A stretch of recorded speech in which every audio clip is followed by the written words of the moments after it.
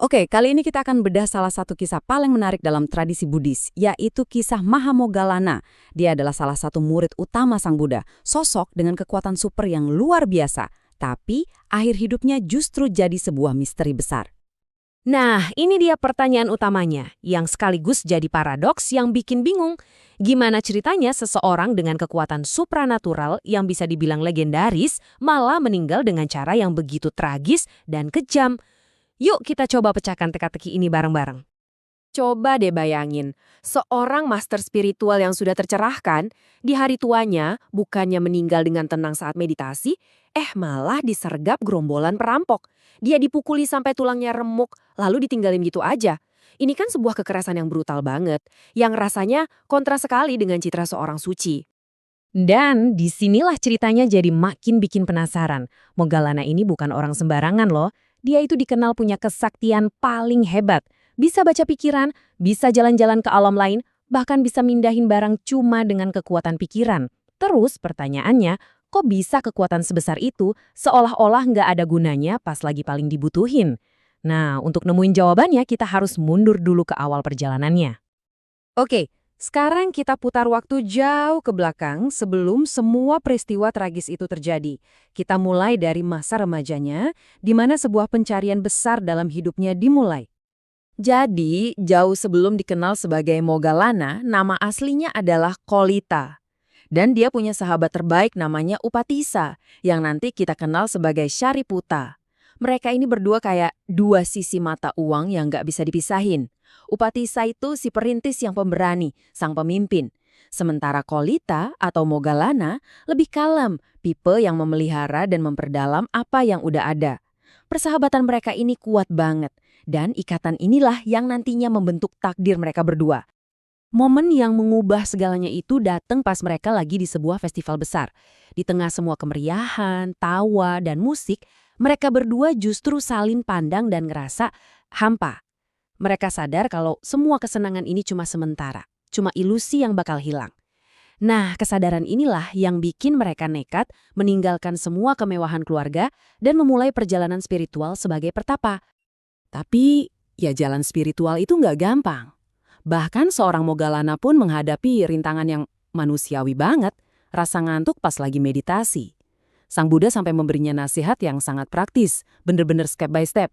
Ini nunjukin betapa berat perjuangannya waktu itu, sekaligus betapa perhatiannya Sang Buddha ke setiap muridnya.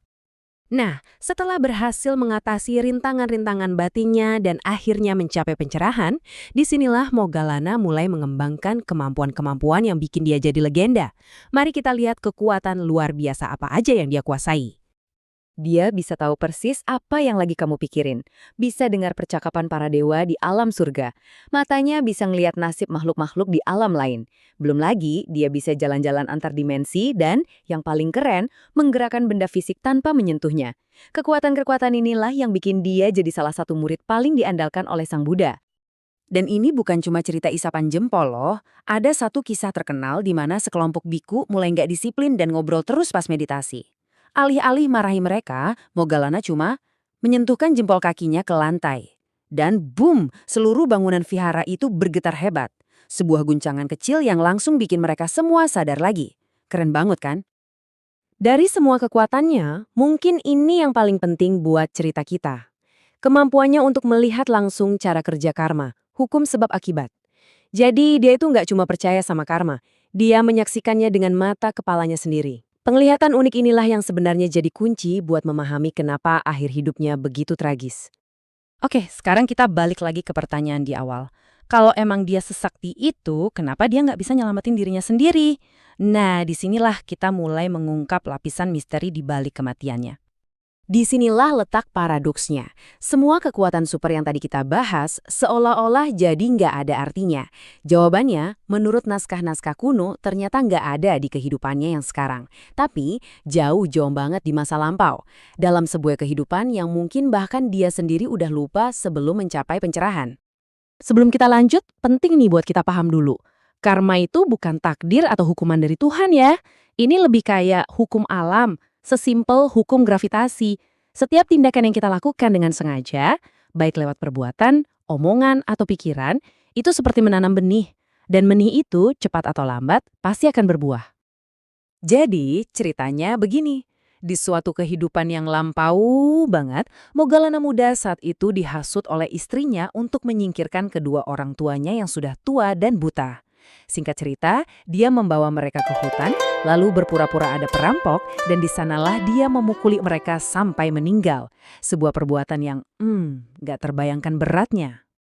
Nah, inilah momen di mana utang karma itu akhirnya ditagih. Selama 6 hari pertama serangan, Mogalana masih bisa lolos dari para perampok itu pakai kesaktiannya. Tapi di hari ke-7, waktunya tiba. Buah dari karma buruk di masa lalunya itu akhirnya matang. Dikatakan bahwa kekuatan karma buruk ini begitu dahsyat sampai bisa menetralkan semua kekuatan supernaturalnya, bikin dia jadi rentan seperti manusia biasa. Tapi, kematian Mogalana itu bukan akhir yang sia-sia. Justru dari tragedi ini, ada sebuah pelajaran yang sangat mendalam tentang cara kerja alam semesta. Mari kita lihat apa pelajaran terakhir dari hidupnya. Meskipun tubuhnya udah hancur lebur, kekuatan batinnya tetap luar biasa. Dia mengumpulkan sisa-sisa tenaganya. Bukan untuk balas dendam atau meratapi nasib, tapi cuma untuk satu hal, melakukan perjalanan terakhir untuk bertemu gurunya, Sang Buddha, dan memberikan penghormatan. Ini menunjukkan kekuatan mental yang sungguh luar biasa, bahkan di ambang kematian. Dan inilah pelajaran tertingginya. Pencerahan itu memang bisa membebaskan batin kita dari penderitaan, tapi ternyata itu tidak serta-merta menghapus utang karma yang melekat pada tubuh fisik. Kisah Mogalana ini jadi pengingat yang sangat kuat bahwa hukum sebab akibat itu berlaku buat semua orang, tanpa terkecuali. Pada akhirnya, hukum karma lebih kuat dari keajaiban manapun. Kisah Mogalana ini meninggalkan kita dengan satu pertanyaan penting untuk direnungkan. Kalau setiap tindakan kita, bahkan yang terkecil sekalipun, punya kekuatan untuk membentuk masa depan kita dengan cara yang begitu dramatis, terus kita harus hidup gimana dong?